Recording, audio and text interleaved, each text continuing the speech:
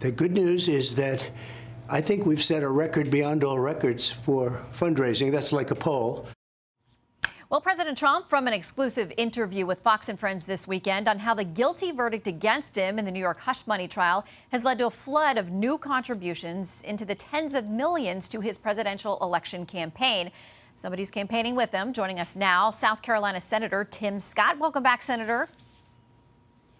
Thank you very much. Good morning, Shannon.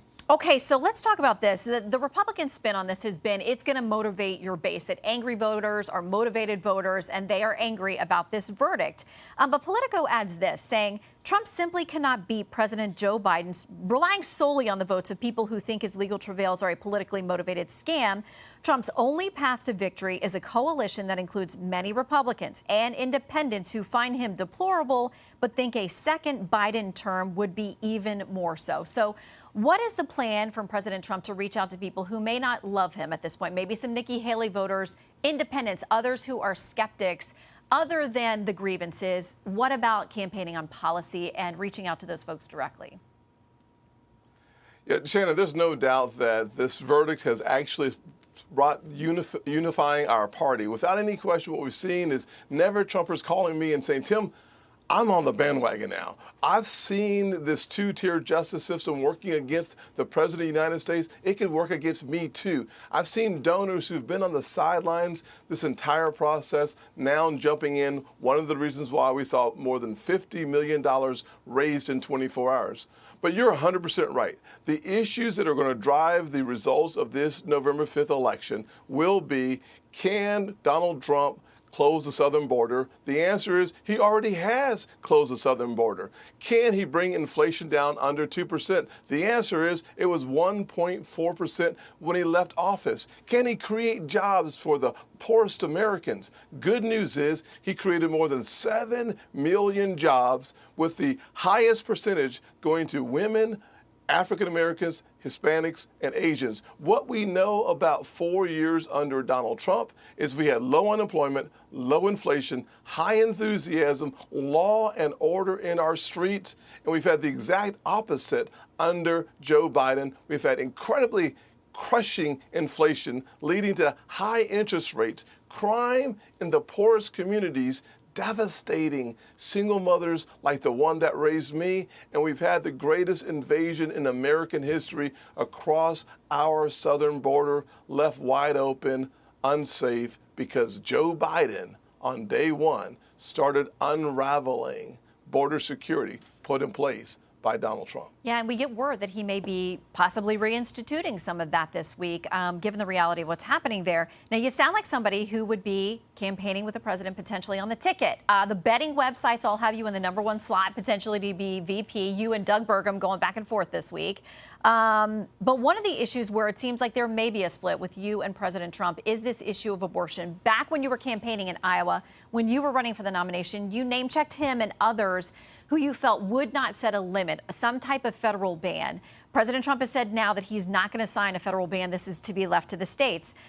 Mike Pence said this when that news came out. He said President Trump's retreat on the right to life is a slap in the face to the millions of pro-life Americans who voted for him.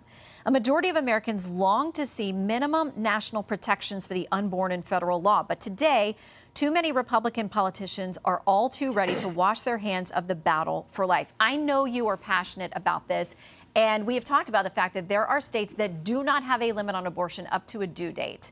Are you willing to concede that position, or would you fight to push President Trump, if you're his vice president, to reconsider that federal ban that I know you care so much about?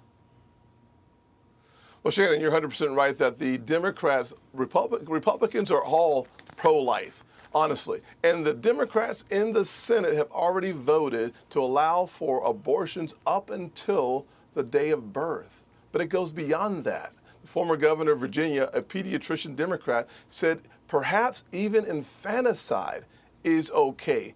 I find that amoral.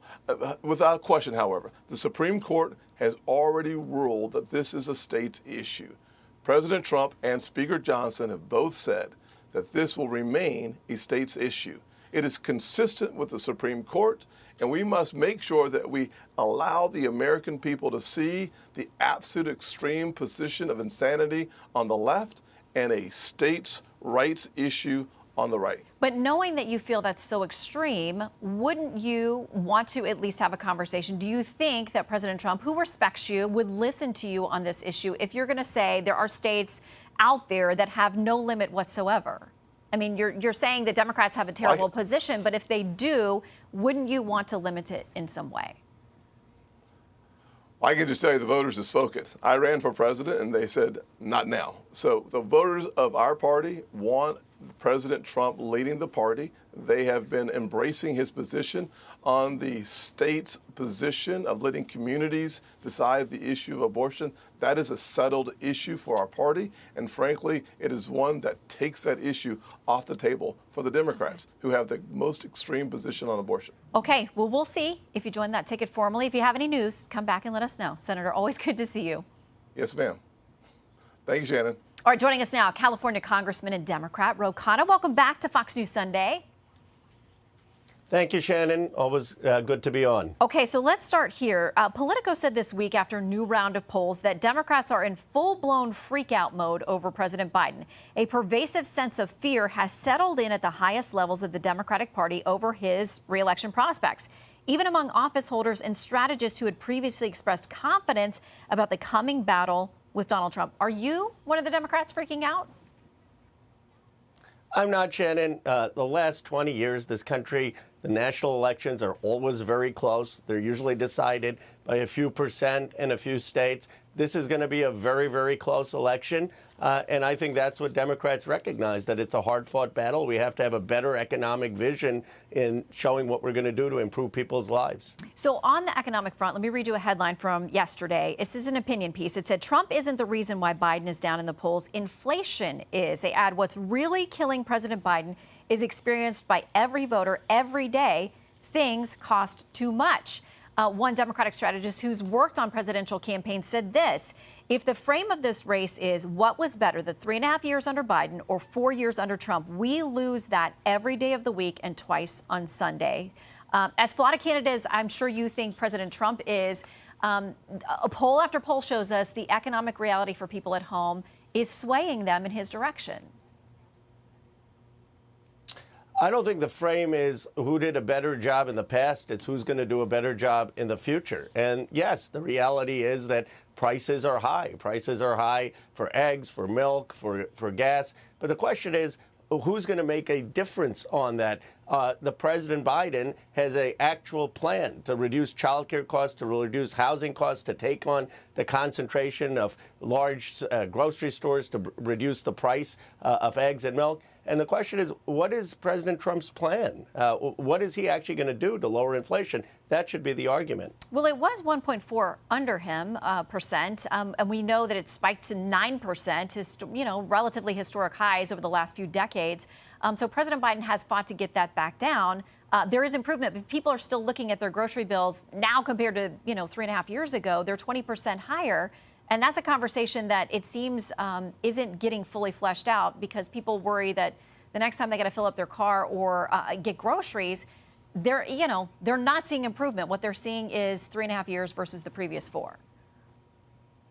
Well, Sharon, there's no doubt that inflation was lower before COVID, but COVID happened and inflation started to rise under President Trump and then continued to rise under President Biden. There was bipartisan spending under both presidents, and much of it good that led to the vaccines, that led to America having the record lowest unemployment in the world, that has led to America having the best recovery from inflation in the Western world. And so the question now is, how do we continue to get inflation down? And what are we going to do on housing, on child care, on taking on monopolies? The president has a clear vision. And I guess what I would love to see from President Trump is, what is he going to do in the future? How is he going to get prices down? Well, okay, I would say he will want to take credit for the vaccine getting done on his watch on Operation Warp Speed. But let me turn to this. You've spent the weekend with a lot of big tech folks, and some of them have been quietly, some of them are openly talking about throwing support and money over to President Trump or to possible third-party spoiler RFK Jr.